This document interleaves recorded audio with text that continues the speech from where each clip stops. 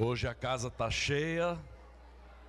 Isso é um grande prazer de vermos o lugar cheio de pessoas louvando a Deus.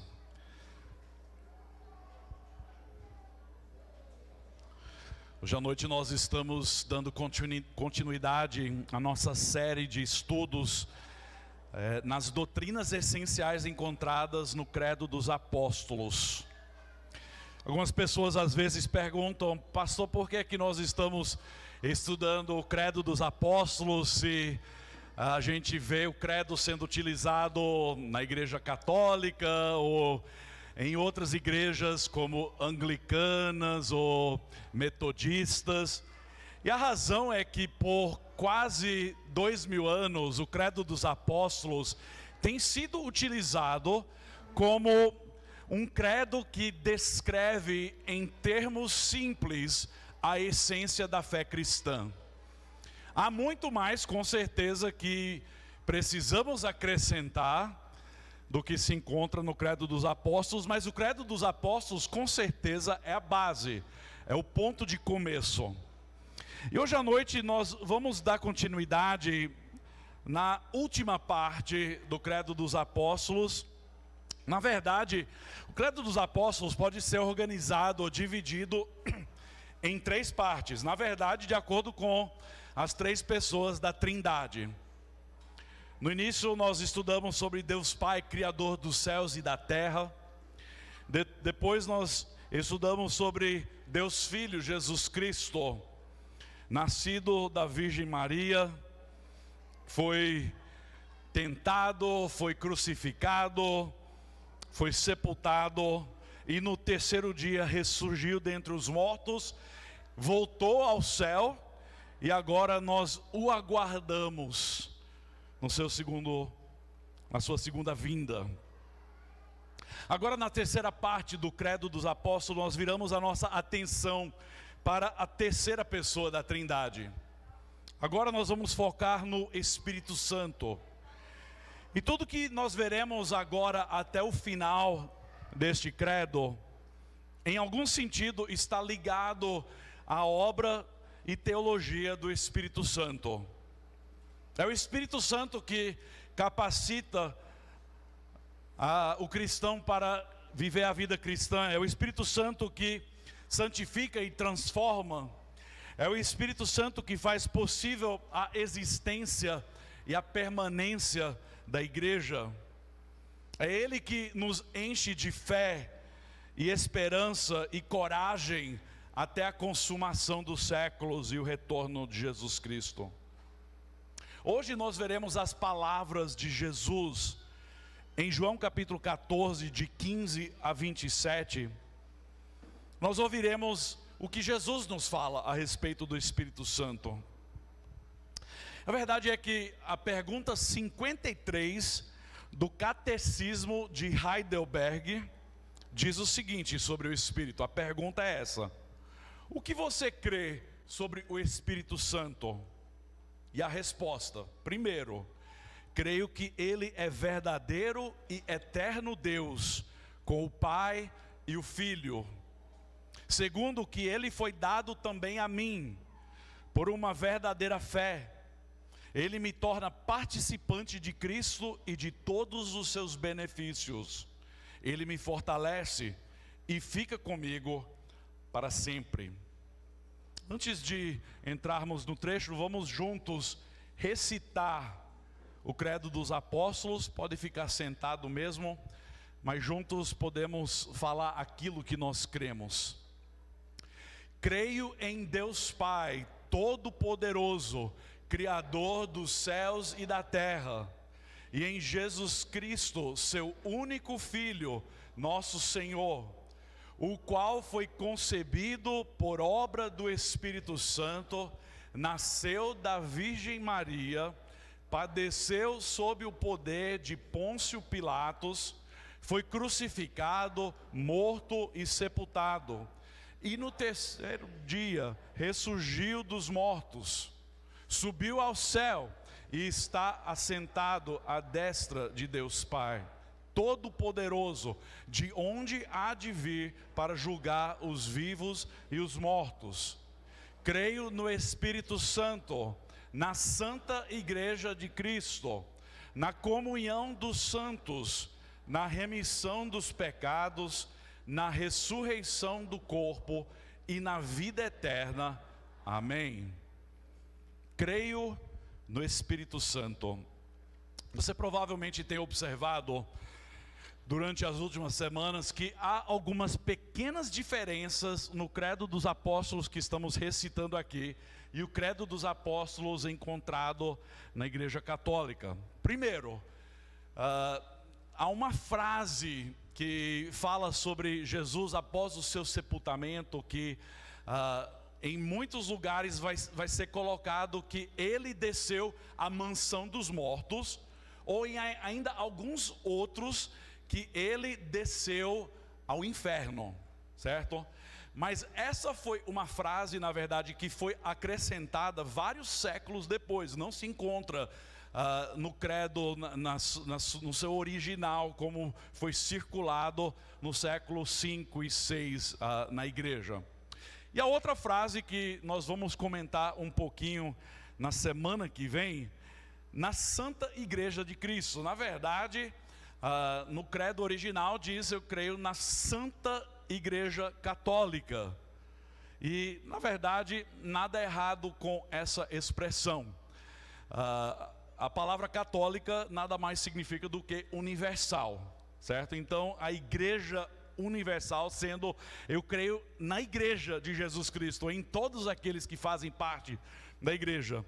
Eu removi essa parte ou essa palavra para não criar confusão nas suas mentes, mas na semana que vem nós vamos falar a respeito da igreja em seus dois aspectos, tanto no aspecto universal quanto no aspecto local. Mas hoje creio no Espírito Santo. Creio no Espírito Santo. No meio evangélico há duas tendências ao falar sobre o Espírito Santo.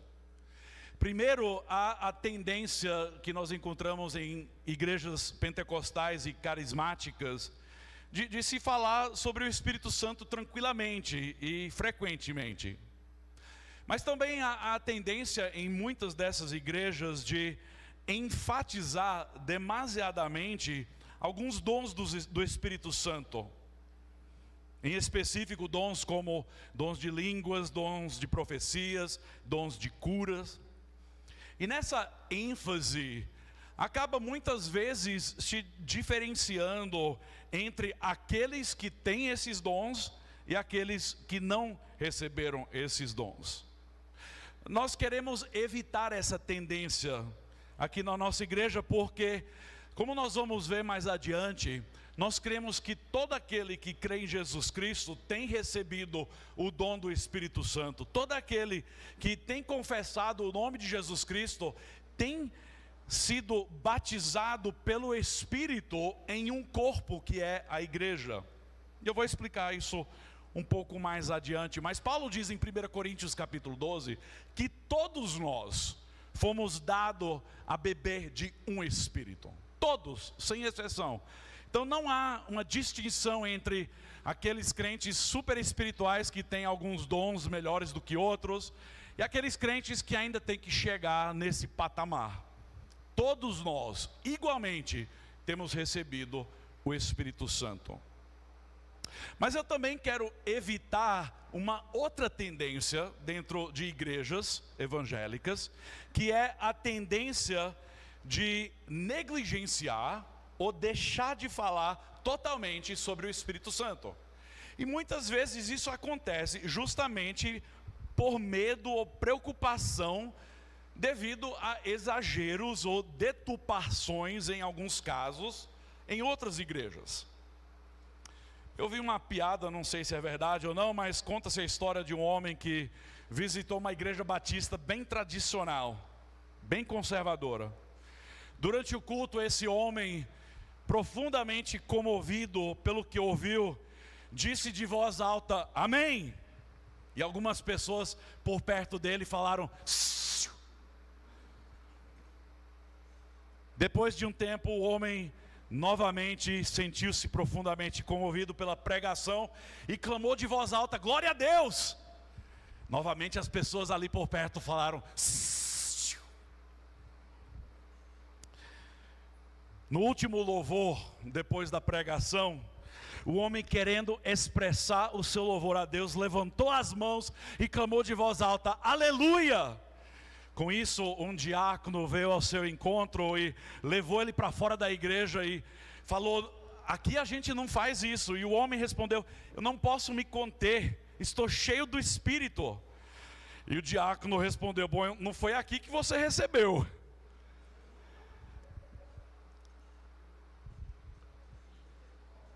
Misericórdia, né?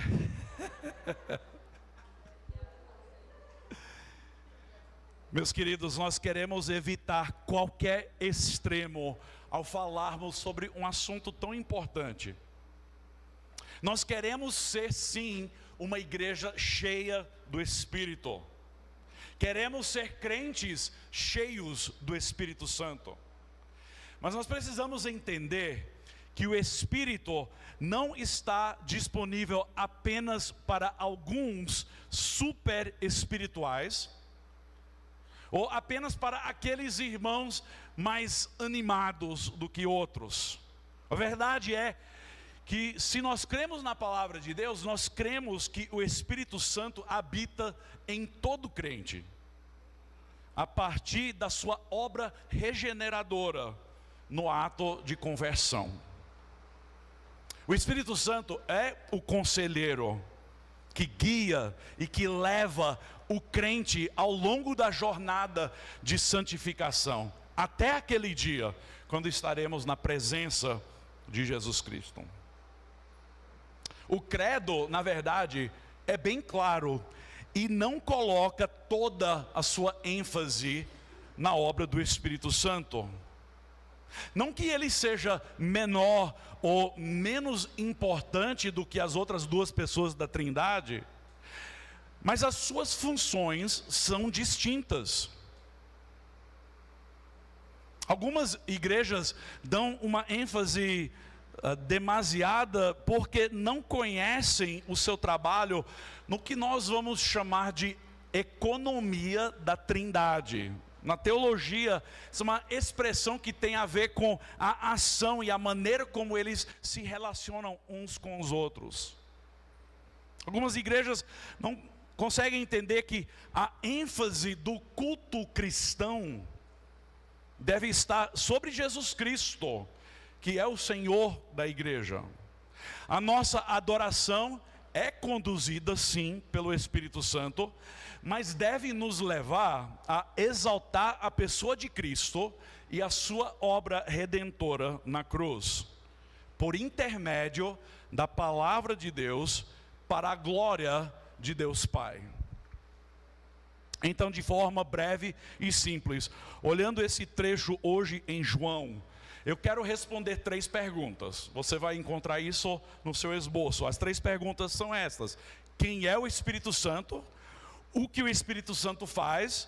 E como nós devemos viver em relação ao Espírito? Quem, o que e como? 3 perguntas simples, e eu espero que essas perguntas, ao serem respondidas, seja prático para o seu dia a dia.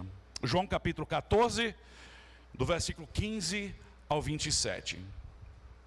Jesus disse assim aos seus discípulos: se vocês me amam, guardarão os meus mandamentos, e eu pedirei ao Pai, e Ele lhes dará outro Consolador, a fim de que esteja com vocês para sempre. E o Espírito da verdade, que o mundo não pode receber, porque não o vê, nem o conhece, vocês o conhecem, porque Ele habita com vocês e estará em vocês. Não deixarei que fiquem órfãos, voltarei para junto de vocês. Mais um pouco, e o mundo não me verá mais. Vocês, no entanto, me verão, porque eu vivo, vocês também viverão. Naquele dia, vocês saberão que eu estou em meu Pai, que vocês estão em mim e que eu estou em vocês. Aquele que tem os meus mandamentos e os guarda, esse é o que me ama. E aquele que me ama será amado por meu Pai, e eu também o amarei e me manifestarei a ele. Então Judas, não o Iscariotes, disse a Jesus: por que razão o Senhor se manifestará a nós e não ao mundo? Jesus respondeu: se alguém me ama, guardará a minha palavra, e o meu Pai o amará, e viremos para ele e faremos nele morada. Quem não me ama, não guarda as minhas palavras, e a palavra que vocês estão ouvindo não é minha, mas do Pai que me enviou. Tenho dito isso enquanto ainda estou com vocês. Mas o Consolador, o Espírito Santo, que o Pai enviará em meu nome, esse ensinará a vocês todas as coisas, e fará com que se lembrem de tudo o que eu lhes disse. Deixo com vocês a paz, a minha paz lhes dou. Não lhes dou a paz como o mundo a dá.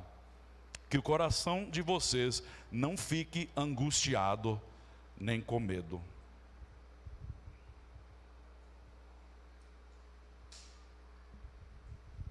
Eu pedirei ao Pai, e Ele lhes dará outro Consolador.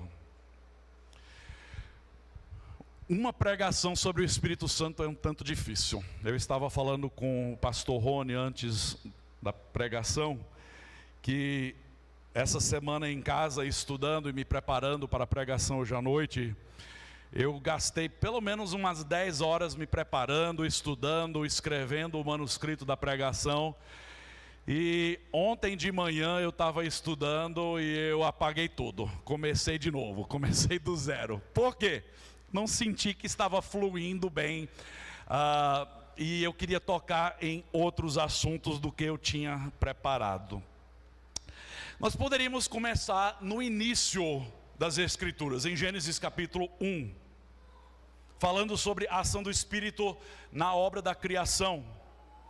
Gênesis 1 e 2 diz: no princípio criou Deus os céus e a terra era sem forma e vazia.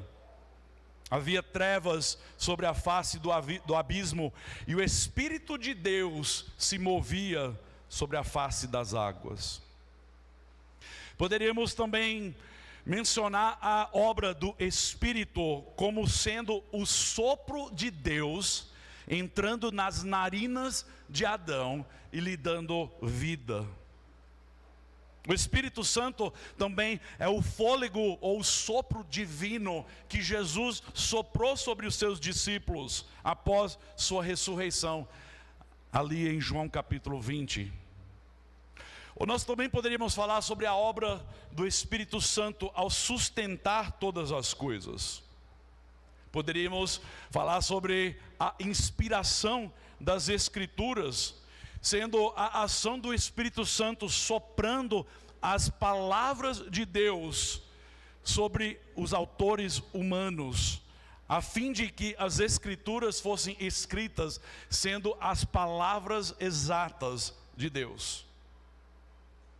Certamente há muito que poderíamos dizer, mas eu quero focar especificamente nas palavras de Jesus aqui em João capítulo 14. Interessante que hoje à noite, ao celebrarmos a ceia do Senhor, nós nos lembramos daquela noite em que Jesus foi traído. E esse trecho, João capítulo 14, se encaixa justamente naquela noite. De João 13 ao João 17, nós temos o que é conhecido como o discurso no cenáculo. Quer dizer, o discurso naquela sala superior, onde Jesus lavou os pés dos discípulos, celebrou a ceia do Senhor, lhes falou sobre muitas coisas, preparando o coração dos seus discípulos para a sua partida. E é dentro desse contexto que Jesus está dizendo aos seus discípulos: estejam preparados, eu vou partir, mas eu não vou deixar vocês sozinhos. Eu vou pedir ao Pai que lhe envie outro conselheiro. Eu vou pedir ao Pai que lhe dê a presença do Espírito para lhe conduzir, para lhe guiar, para interceder em seu favor. Então, ao observar algumas verdades sobre o Espírito Santo, eu quero mostrar por que essas verdades são importantes para a sua vida hoje à noite. Primeira pergunta: quem é o Espírito Santo? Quem é o Espírito Santo? Eu comecei com essa pergunta justamente porque há muitos que pensam que o Espírito Santo, ou o Espírito de Deus, é uma força, certo? Que é de alguma forma algo impessoal, algum aspecto de Deus que esteja à parte da realidade ou existência humana. Aqui no versículo 16, ele é chamado de Consolador. Consolador, na minha tradução. Algumas traduções vão colocar ele como conselheiro. A verdade é que essa palavra aqui, para consolador, é a palavra parakletos, que literalmente significa aquele que chega do lado. Aquele que está ali do lado para acompanhar, para aconselhar, para confortar, para guiar e dar direção. Pode ser traduzido algumas vezes como, deixa eu ver aqui, como advogado, consolador, intercessor ou até mesmo ajudante. Esse é o Espírito que Jesus está deixando. Ele é o Consolador. Ele foi enviado por Cristo e pelo Pai a fim de chegar do lado dos seus discípulos, a fim de conduzir, de guiar, de dar direção, de não deixar eles à mercê das filosofias do mundo, de não deixar eles à mercê da perseguição do mundo, mas de veramente colocar a presença de Deus ali ao lado dos discípulos. Ele é consolador, a fim de que esteja com vocês para sempre. Eu acho muito interessante aqui nesse versículo, porque diz: vocês o conhecem, porque ele habita com vocês e estará em vocês. Aqui é uma declaração profética de que o Espírito de Deus tem acompanhado os discípulos até então. Jesus até está dizendo: vocês o conhecem, mas ele não apenas estará com vocês, ele estará em vocês. Há uma obra nova que será iniciada após a ascensão de Jesus Cristo. Há uma obra distinta que se iniciará no que nós chamamos do dia de Pentecostes, onde o Espírito Santo é derramado sobre os discípulos de Jesus Cristo, de uma forma poderosa. E essa vinda do Espírito é justamente o cumprimento dessa promessa de que Jesus estava partindo, mas em Atos capítulo 1, ele fala para os seus discípulos voltarem para a cidade, para Jerusalém, e aguardarem a vinda do Espírito, aguardarem o cumprimento dessa promessa. Mas ele é o Consolador, ele é aquele que chega do lado, que consola, que aconselha, que dá direção. Segundo, ele tem personalidade. Ele tem personalidade. Não é um conceito abstrato, não é meramente uma energia ou uma força. O versículo 17 diz: é o Espírito da verdade, que o mundo não pode receber, porque o mundo não o vê, nem o conhecem. Vocês o conhecem, porque ele habita com vocês e estará em vocês. Aqui nós temos no versículo 17 o uso de pronomes pessoais. O uso de pronomes pessoais. O e ele. Na verdade é o mesmo no grego, mas o fato de ele ser chamado ele nos mostra de que não é meramente uma força ou um objeto. Nós estamos falando sobre a terceira pessoa da Trindade. Não é uma força impessoal como a força em Star Wars. O Novo Testamento fala do Espírito Santo em termos bem pessoais. Escutem, Efésios 4:30 nos mostra que o Espírito Santo pode ficar entristecido. Nós podemos entristecer o Espírito Santo. Hebreus 10, 28 nos mostra que ele pode ser insultado. Nós podemos insultar o Espírito Santo com as nossas palavras, com as nossas atitudes. Romanos 8, 26 nos diz que ele intercede por nós, ele ora por nós com gemidos inexprimíveis. Agora, tem algumas pessoas que pensam que esses gemidos somos nós que fazemos, mas não são não. Esses gemidos inexprimíveis é o Espírito que está fazendo, quando nós não sabemos como orar. Ele está ali entre nós e o Pai, intercedendo, apresentando a nossa necessidade, clamando a Deus. Então a gente vê nessas descrições que ele não é meramente uma força, ele é uma pessoa. Ele é a terceira pessoa da Trindade. Isso é o terceiro ponto. Mas aqui vocês podem observar destacado aí em laranja os pronomes pessoais.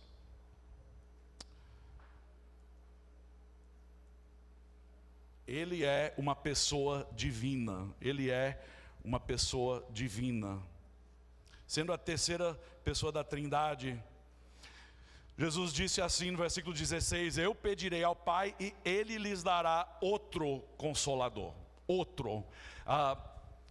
Outro significa alguém como, mas diferente.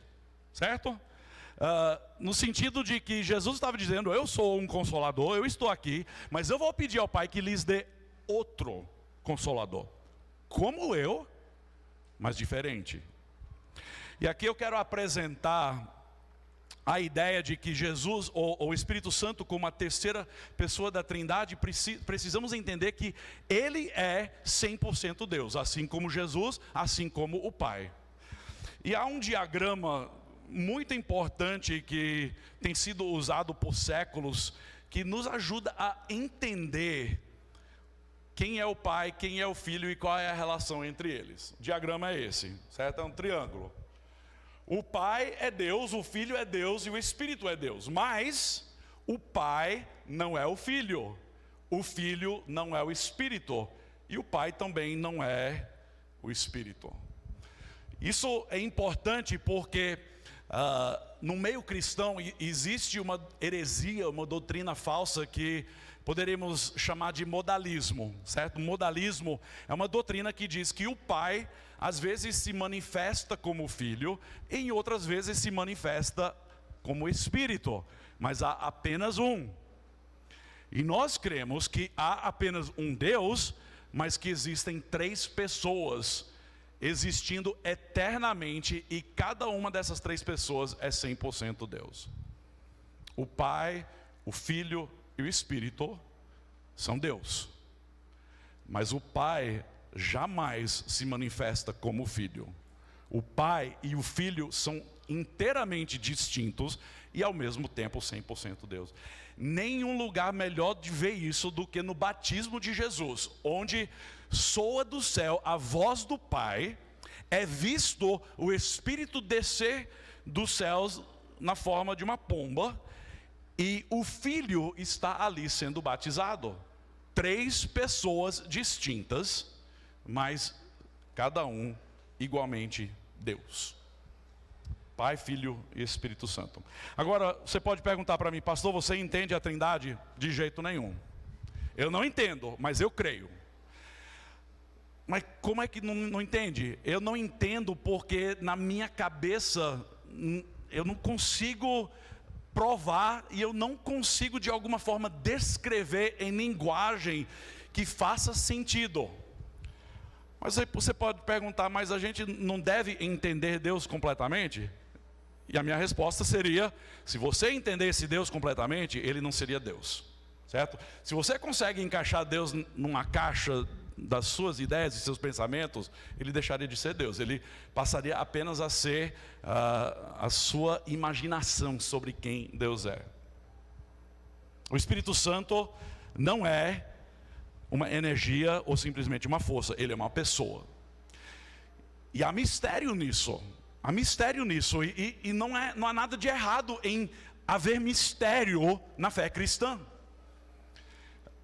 Eu acho equivocado nós, como seguidores de Cristo, pensarmos que nós vamos ter respostas para todas as nossas dúvidas nessa vida. Nós jamais seremos Deus, nós nunca saberemos de todas as coisas, e a vida inteira e até na vida eterna será um aprendizado para nós. Por quê? Porque nós somos seres criados, somos criatura enquanto Deus é criador. O Espírito Santo é a terceira pessoa da Trindade, existindo eternamente. Ele é o mesmo Espírito que estava presente em Gênesis 1, pairando sobre as águas, soprando o sopro de vida em Adão, mais tarde soprando vida nos ossos secos, na visão em Ezequiel. Ele é aquele que desceu sobre a Virgem Maria, fazendo com que ela concebesse o Filho de Deus. Ele é o Espírito que desce sobre a igreja no dia de Pentecostes e capacita ali os discípulos a falarem em línguas que até então nunca tinham falado, e que capacita ouvintes de muitas nações ali presentes de ouvirem o Evangelho em suas próprias línguas. Ele é o Espírito que tem sido dado a todos os cristãos em todos os lugares, que habita hoje em nós. Ele é uma pessoa. Segunda pergunta: o que o Espírito faz? O que o Espírito faz?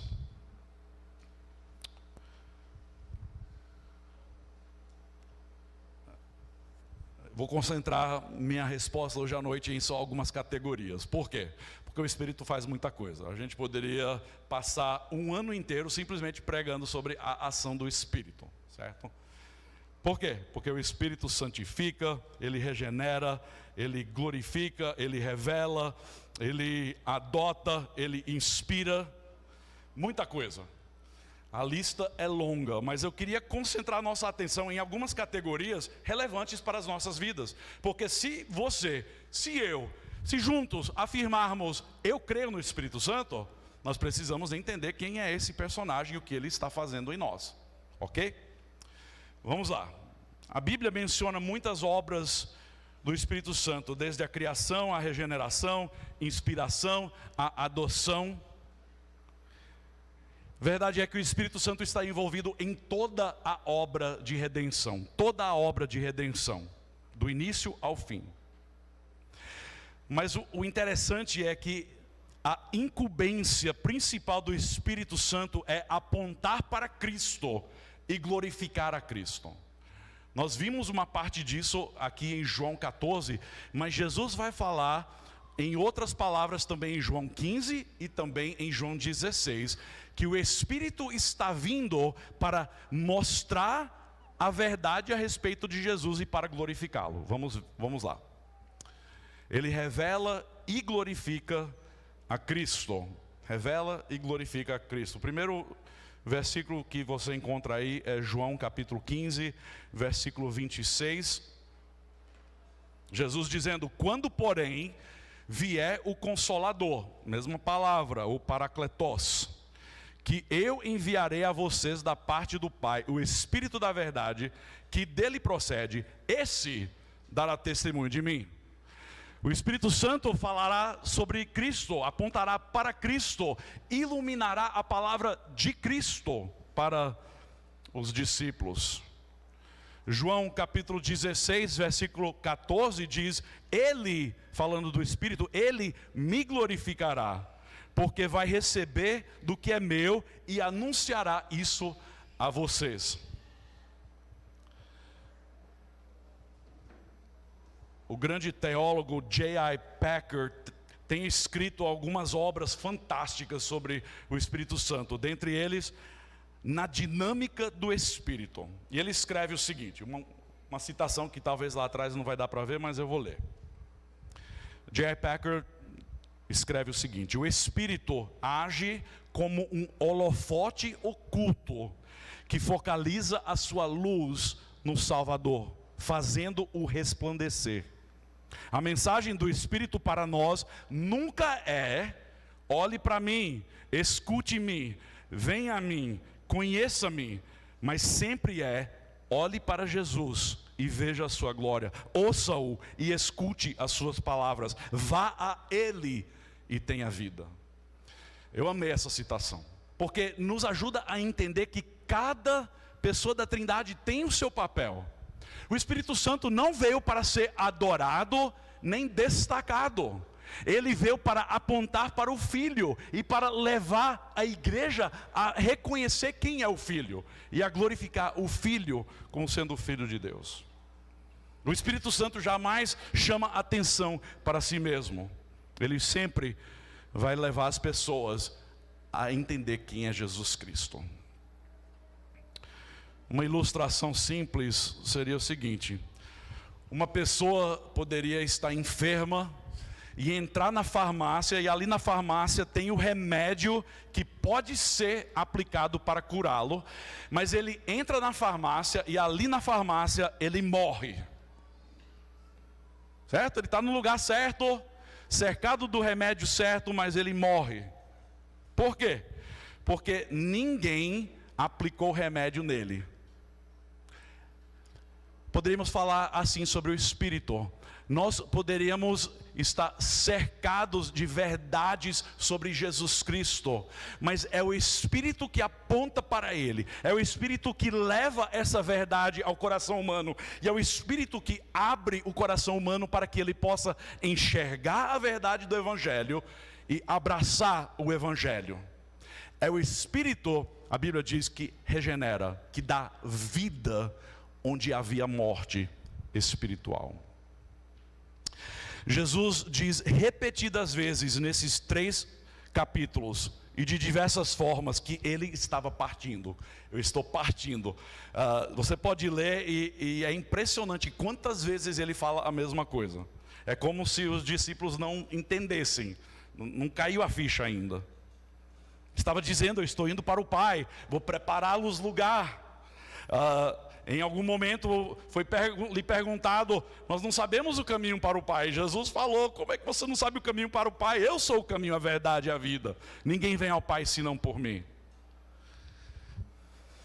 Jesus disse: eu estou partindo, mas a verdade é que ele não disse isso como motivo de tristeza para os seus discípulos. Na verdade, o oposto. Ele disse isso como motivo de encorajamento. Agora tente se colocar no lugar dos discípulos.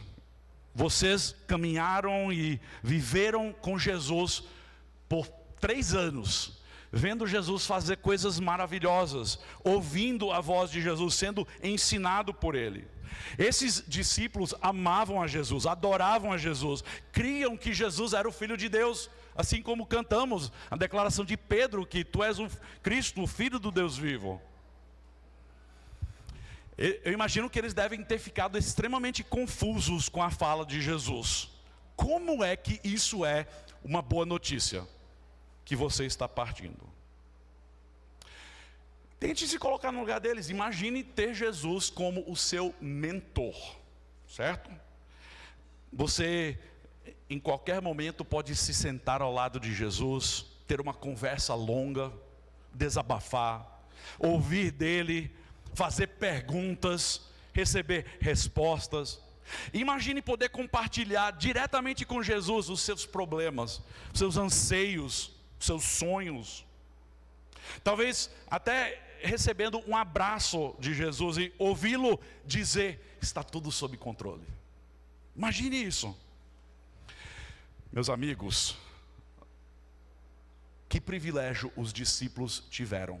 Que privilégio os discípulos tiveram. Mas em João capítulo 16, versículo 7, Jesus diz assim: é melhor para vocês que eu vá. Como? É melhor para vocês que eu vá. Por quê? Se eu não for, o Consolador não virá para vocês. Mas se eu for, eu o enviarei a vocês. De acordo com as palavras de Jesus, é melhor nós termos o Espírito habitando em nós do que a presença de Cristo. Você já parou para pensar sobre isso? Eu já em muitos momentos pensei, puxa, como teria sido legal andar com Jesus, viver com Jesus. Jesus aqui diz para os seus discípulos, é melhor que eu não esteja aqui, porque se eu for, eu vou enviar o Espírito, e o Espírito vai ser melhor para você. O presidente da Convenção Batista do Sul nos Estados Unidos, o pastor J.D. Greear, disse o seguinte sobre isso: o Espírito dentro de vocês é melhor do que Jesus do seu lado. Eita, será? O Espírito dentro de você é melhor do que Jesus do seu lado. Eu creio nisso porque Jesus disse isso. E a verdade é que o Espírito Santo pode fazer algo que Jesus não pôde fazer na sua encarnação. O Espírito Santo pode habitar todos os crentes em todo lugar na face da terra. Imagine isso, que hoje nós aqui cultuando a Jesus Cristo temos a presença do Espírito conosco, e ali na Ucrânia, no meio de uma guerra, também há cristãos que têm o mesmo Espírito. Gente, isso não tem palavras para descrever. Jesus não podia ter feito isso na carne, mas Ele enviou o Espírito, e o Espírito agora vai levar os discípulos a fazer obras até maiores, Jesus diz, do que as obras que Ele fez. E é verdade. Os discípulos fizeram, a igreja expandiu, o Evangelho alcançou os confins da terra, enquanto a pregação de Jesus ficou ali na região da Galileia e um pouco ali perto de Jerusalém. Mas com a vinda do Espírito em Atos capítulo 1, o Evangelho espalhou. Houve uma explosão, o Evangelho saiu para todos os cantos, e Deus, por meio do seu Espírito Santo, capacitou e encheu a igreja de ousadia, de tal forma que o mundo inteiro daquele tempo ouviu o Evangelho. Deixa eu correr adiante. Então, o que o Espírito faz? Primeiro, o Espírito Santo revela e glorifica a Cristo. Segundo, o Espírito Santo convence o mundo do pecado, da justiça e do juízo. João capítulo 16, versículos 8 e 11. 8 a 11, nós lemos a respeito disso. Jesus, tendo falado sobre o Consolador, diz assim: quando Ele vier, convencerá o mundo do pecado, da justiça e do juízo. Do pecado, porque eles não creem em mim. Da justiça, porque vou para o Pai, e vocês não me verão mais. Do juízo, porque o príncipe deste mundo já está julgado. Quem estava na escola bíblica dominical, agora no culto a gente pode precipitar. Aqui diz que esse príncipe do mundo já está julgado. A condenação já está determinada. A vitória já é certa. E o Espírito está agindo hoje não apenas em nós aqui na igreja, mas Ele está agindo no mundo. Ele está convencendo o mundo de pecado, de juízo, da justiça de Deus. O pastor Kevin DeYoung, numa das suas pregações, disse o seguinte: o Espírito age como um farol grande, expondo a pecaminosidade do mundo e chamando os homens ao arrependimento. É como se o mundo estivesse num jantar romântico à luz de vela, pensando que tudo é só filé e rosas. Quando de repente o Espírito acende a luz e expõe as baratas que estão subindo as paredes e o lixo que está espalhado pelo chão. Gente, pense sobre isso. Vocês entenderam? O Espírito Santo, ele revela, ele expõe, ele mostra onde há pecado. Pessoas que estão vivendo pensando que tudo maravilha, que isso é só beleza. Ele mostra que há pecado, que o ser humano está destinado à eternidade separado de Deus. O Espírito Santo faz essa obra. Convencerá o mundo do pecado, da justiça e do juízo. O Espírito Santo habita em nós. Eu já falei isso repetidas vezes, mas vamos destacar novamente: Ele habita em nós, como vimos nos versículos 15 a 17, que ao enviá-lo, vocês o conhecem, porque Ele habita com vocês e estará em vocês.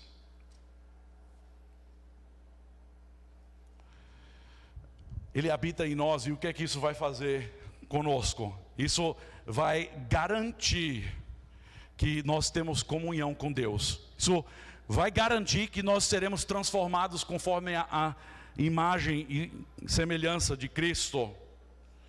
Tito capítulo 3, versículo 5, 2 Coríntios capítulo 3, versículos 17 a 18, nos mostram que o Espírito Santo está agindo para nos transformar. Nós chamamos isso da santificação progressiva, que é essa ação do Espírito Santo em nos transformar conforme a imagem de Cristo. J. Packer diz: o principal ministério do Espírito Santo não é nos encher de emoções, mas criar em nós o caráter de Cristo. Nós temos a certeza, irmãos, que somos redimidos e adotados por Cristo na família de Deus. Isso é uma notícia maravilhosa. Deus está conosco por meio do seu Espírito. Deus está comprometido conosco, colocando o seu Espírito dentro de nós. E se você é um crente em Jesus, é o Espírito Santo que tem lhe dado vida nova e assegura para você que você terá vida eterna. Ele é o selo garantindo essa vida. Chamamos essa ação de dar vida onde havia morte de regeneração. Regenerar, de dar vida.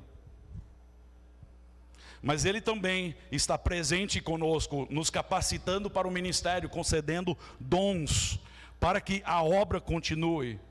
Ele nos purifica para que sejamos santificados, e Ele nos encoraja a perseverar até a consumação dos séculos. Deus nunca abrirá mão de nós. Por isso, Ele tem nos dado o seu Espírito, como garantia de que nós pertencemos a Ele. Charles Spurgeon disse: sem o Espírito de Deus não podemos fazer nada, somos como barcos sem vento, nós somos inúteis. Sem o Espírito Santo, nós não somos ninguém, somos pessoas perdidas, destinadas a uma eternidade separada de Deus no inferno. Mas o Espírito é quem nos dá vida, é o Espírito que nos capacita para a obra do ministério. E a última coisa que o Espírito Santo faz, pelo menos o que eu estou destacando hoje à noite, porque é uma lista longa, o Espírito Santo também nos guia na verdade. Eu coloquei aqui 3 trechos, eu não tenho tempo de ver todos esses trechos, mas nós já vimos aqui no capítulo 14 que Ele é o Espírito da verdade. O mundo não conhece porque não conhece a verdade, né? Capítulo 15, versículo 26, nós lemos: quando porém vier o Consolador, que eu enviará a vocês da parte do Pai, o Espírito da verdade, que dele procede, esse dará testemunho de mim. E capítulo 16, versículo 13, diz: porém, quando vier o Espírito da verdade, ele os guiará em toda a verdade. Não falará por si mesmo, mas dirá tudo o que ouvir e anunciará a vocês as coisas que estão para acontecer.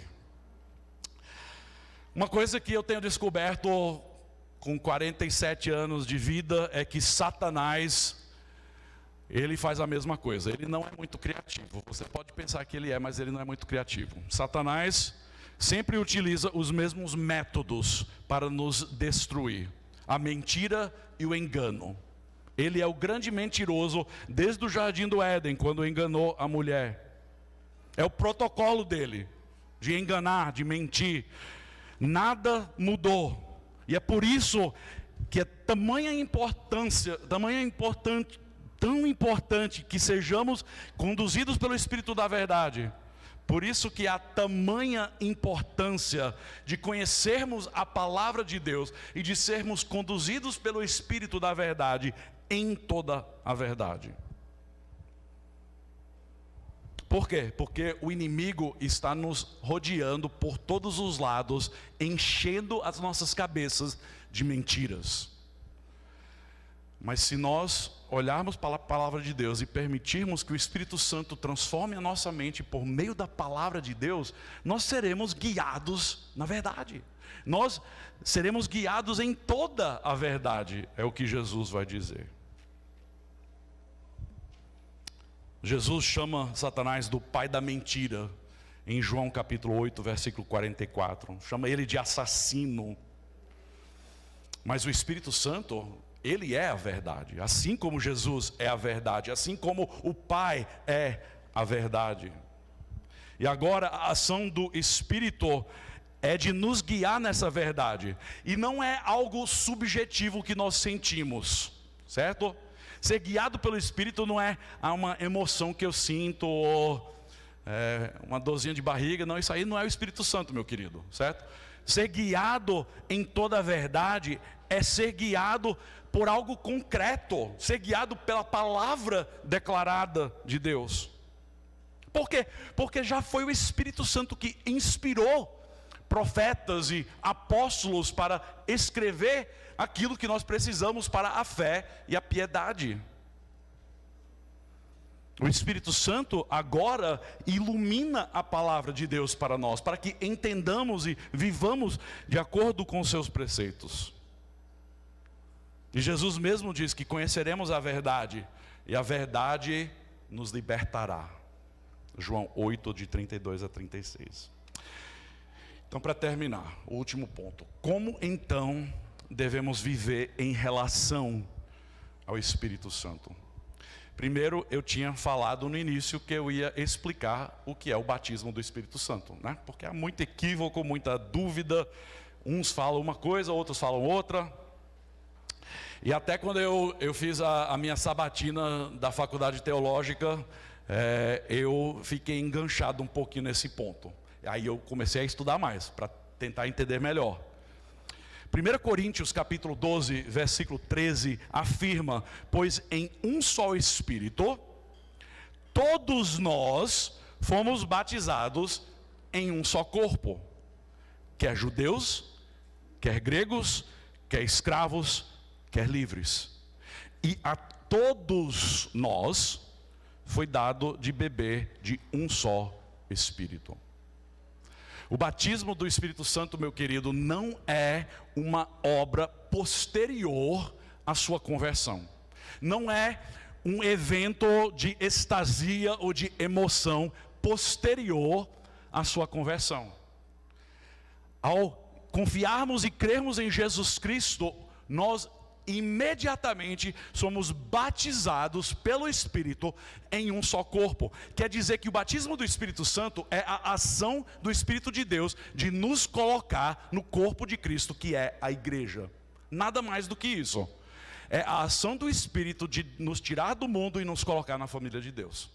Ao ponto de dizer, agora não há mais grego, não há mais judeu, nós todos somos dados do mesmo Espírito. Essa ação do Espírito de nos colocar nessa família, onde não há mais barreiras, onde não há mais divisão, onde agora há unidade verdadeira. E alguns podem perguntar, mas e ali no livro de Atos a gente encontra no dia de Pentecostes o batismo do Espírito Santo vindo sobre os cristãos, a igreja nasce a partir dali. Mas há alguns momentos no livro de Atos onde as pessoas ainda não receberam o Espírito e o Espírito chega, e ali eles vão falar em línguas desconhecidas para eles. E a partir dali vai nascer uma teologia de que o batismo do Espírito Santo é um evento posterior à conversão e que o falar em línguas deve acompanhar esse evento. Meus queridos, isso é um equívoco tremendo, porque não aconteceu em todas as conversões em Atos. Foram apenas alguns momentos e foram utilizados por Deus e seu Espírito para reconhecer que agora gentios estavam sendo inclusos na igreja, que gentios agora iriam fazer parte da família de Deus. E esse evento de receberem o Espírito e falarem em línguas, e falar em línguas não eram línguas estáticas, eram línguas humanas verdadeiras. Aquilo aconteceu justamente para mostrar como um sinal de que eles agora faziam parte da família de Deus. Então nós não podemos tirar alguns poucos momentos e criar uma teologia inteira em cima daquilo e dizer que aquilo é a norma para a igreja. Não, todos nós fomos batizados por um só Espírito, em um só corpo, e agora nós fazemos parte da família de Deus. Tendo dito isso, nós agora temos o Espírito, então devemos ser controlados pelo Espírito. Isso aqui, gente, é o último ponto, mas é uma aplicação prática, certo? Devemos ser controlados pelo Espírito. Em Efésios capítulo 5, tem muitas igrejas batistas que gostam desse trecho, porque primeiro diz, não vos embriagueis com vinho, né? Então aí é onde eles gostam de ficar, não pode se embriagar com vinho. Mas o foco, a ênfase nesse trecho não está no vinho, está naquilo que está nos controlando, certo? Capítulo 5, Efésios capítulo 5, versículo 18, diz assim: não se embriaguem com vinho, pois isso leva à devassidão, mas deixem-se encher do Espírito. Deixem-se encher pelo Espírito. Interessante isso, esse deixar-se encher é um imperativo. Quer dizer que o enchimento do Espírito Santo depende de algo de nós. Interessante isso. Porque o enchimento do Espírito Santo não tem a ver com você receber uma porção maior do Espírito, como muitos vão dizer. Tem a ver com você se render ao controle do Espírito. Todos nós possuímos o Espírito Santo 100%. Nós não vamos dizer que tem alguns aqui com 10%, outros com 80%, porque tem um enchimento maior, né? Tem mais do Espírito. Não, nós temos o Espírito. O enchimento do Espírito tem a ver com o nosso ceder ou se render ao controle do Espírito em nossas vidas. Deus permite que nós vivamos em rebeldia, mas Ele nos chama à rendição, de não ser controlados por qualquer outra coisa, seja bebida, seja pornografia, seja relacionamentos ilícitos, seja drogas, seja o que for. Não sejam controlados por qualquer outra coisa, mas sejam controlados ou cheios do Espírito Santo. John MacArthur diz: o que significa ser cheio do Espírito Santo? Significa ser dominado pela palavra de Deus. Quando a palavra de Deus nos domina, o Espírito nos controla. Simples assim. Tem a ver com a obediência. Você vê o que Deus espera de você, você obedece, e assim você se encherá do Espírito. Se você rejeitar e desobedecer, você está sendo controlado por outra coisa. Simples assim. Terceiro, como devemos então viver em relação ao Espírito? Segunda coisa, né? Devemos ser guiados pelo Espírito. Primeiro, ser controlados pelo Espírito. Segundo, ser guiados pelo Espírito. Hoje nós não temos tempo de entrar no assunto, mas ali em Gálatas capítulo 5, os versículos 16 ao 26, Paulo vai dizer que nós devemos andar no Espírito, e assim nós não vamos satisfazer as obras ou os desejos da carne, certo? Se nós andarmos ou vivermos no Espírito, nós não vamos viver nas obras da carne. Aí ele vai fazer um contraste: essas são as obras da carne e esse é o fruto do Espírito. E novamente no final do capítulo ele vai dizer: então andem no Espírito. Andem no Espírito. Novamente, imperativo, quer dizer que tem algo que nós devemos fazer. Ser controlado pelo Espírito tem a ver com a nossa rendição e obediência. Andar no Espírito quer dizer viver de acordo com os padrões de Deus, de conhecer a palavra de Deus, de entender o que Deus espera de mim, de viver nesse sentido. E o último ponto, devemos buscar santidade, por entendermos que somos santuário, o templo do Espírito Santo. Ali em 1 Coríntios capítulo 6, versículos 18 a 20, Paulo vai fazer algumas acusações sérias contra a igreja de Corinto devido à imoralidade que está acontecendo dentro da igreja. E ele vai dizer: como é que você, cujo corpo é templo ou santuário do Espírito Santo, vai se unir a uma prostituta? Ou vai se unir com uma outra pessoa? Como é que você vai cometer um ato de adultério, de imoralidade com outra pessoa, entendendo que o seu corpo não lhe pertence? Você foi comprado por alto preço, ele vai dizer. Você foi comprado pelo sangue de Cristo. Como é que você vai viver uma vida tal? Nós devemos ser santificados por ele, entendendo que o nosso corpo é templo do Espírito Santo.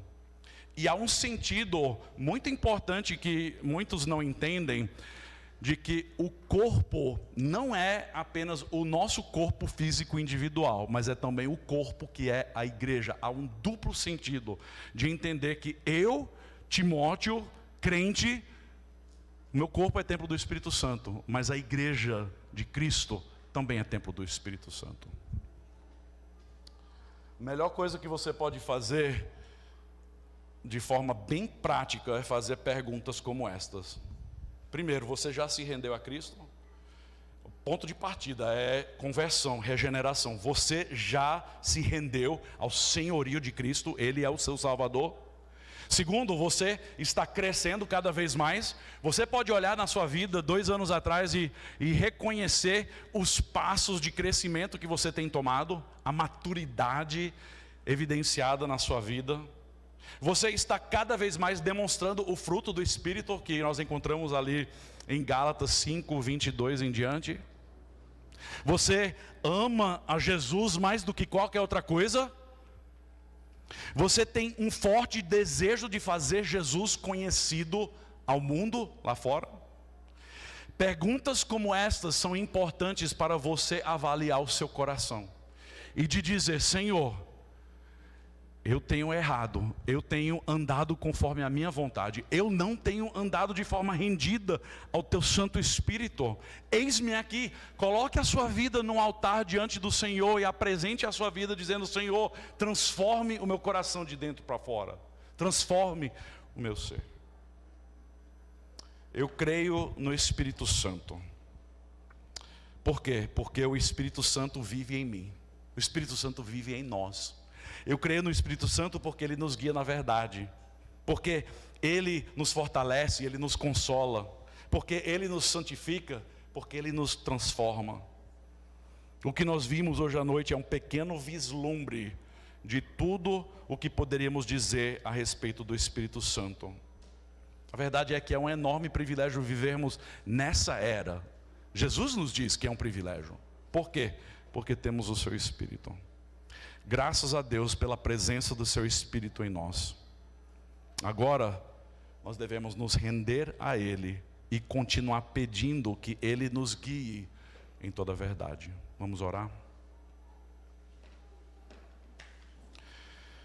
Senhor Deus bondoso, nós te louvamos porque o Senhor, Criador dos céus e da terra, é aquele que tem disponibilizado o teu Santo Espírito para nós. Pai, obrigado porque nós sabemos que tu não estás distante, mas estás aqui ao lado de nós e em nós, porque assim como Jesus falou, nós temos o Espírito Santo habitando dentro de nós. Então, Pai, a partir daquilo que nós aprendemos hoje à noite, eu peço que o Senhor faça frutificar essa palavra em nossos corações, que possa enraizar ao ponto de que produzamos fruto verdadeiro para a tua glória. Ó Deus, que possamos viver vidas rendidas ao teu Santo Espírito, que possamos ser guiados pelo Espírito em toda a verdade. Pai, que o teu Espírito Santo ilumine a palavra para nós quando não a entendemos. E ó Deus, que o Espírito Santo nos leve cada vez mais ao conhecimento de Jesus Cristo e daquilo que Ele nos ensinou. E é para a honra e a glória de Jesus Cristo que nós oramos. Amém.